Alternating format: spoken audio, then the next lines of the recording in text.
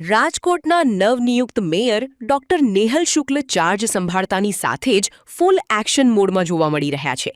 જનતાની હાલાકી દૂર કરવા માટે મેયરે ગ્રાઉન્ડ ઝીરો પર ઉતરીને કામગીરી શરૂ કરી દીધી છે.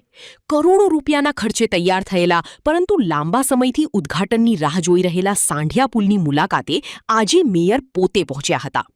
લાંબા સમયથી અટકેલા સાંઢિયા પુલનું મેયર અને પદાધિકારીઓ દ્વારા સરપ્રાઇઝ નિરીક્ષણ કરવામાં આવ્યું હતું.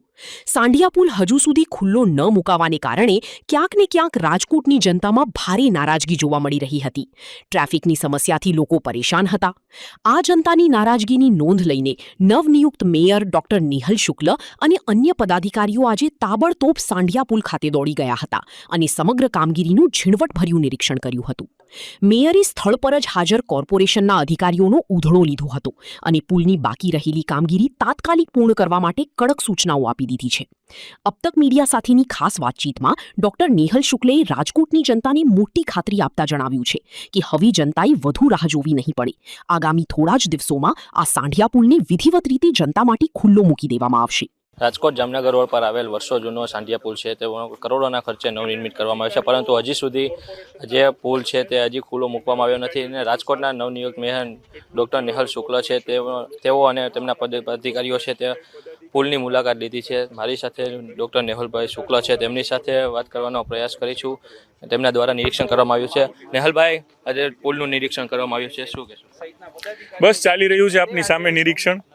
અમુક નાની મોટી ત્રુટીઓ છે તાત્કાલિક દૂર થઈ જાય એટલે ટૂંક સમયમાં આંગળીના વેઢે ગણી શકાય એટલા દિવસમાંનું લોકાર્પણ કરશું. પુલ બાબતે અધિકારીઓને શું સૂચના આપવામાં આવી છે? એટલે અમુક નાની મોટી ત્રુટીઓ જે દેખાઈ રહી છે એ દૂર કરવા માટે અને તાત્કાલિક એ ત્રુટીઓ દૂર કરી અને એના લોકાર્પણ માટેની અમે પ્રોસિજર કરી રહ્યા છીએ. ભારે ટ્રાફિક જામને લઈને લોકોમાં પણ નારાજગી જોવા મળી છે. કેટલા દિવસમાં પુલનું ખુલ્લો મૂકવામાં આવશે? સ્વાભાવિક છે, આટલો ટાઈમથી પુલ બનતો હતો એટલે ટ્રાફિક જામ થાય. જેવો પુલ ઓપન થશે એટલે લોકો ખૂબ સારી રીતે મોજથી આ રોડ ઉપર પસાર થશે અને રાજકોટમાં રસ્તાઓનો આનંદ લેશે. મેયરનું એક્શન મોડમાં આવ્યા છો, તેને લઈશું? એટલે મેયરનો કોઈ એક્શન મોડ નથી. આ જ અમારી જવાબદારી છે. જે અમારા પક્ષે જે અમને નિભાવવા માટે અમને જવાબદારી આપી છે એ પૂર્ણ કરી રહ્યા છીએ.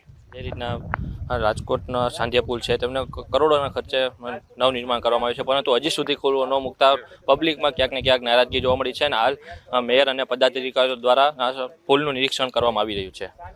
કેમેરામેન દર્શન વાડોલિયા સાથે કરણ જોગલ, અબ તક ચેનલ, રાજકોટ.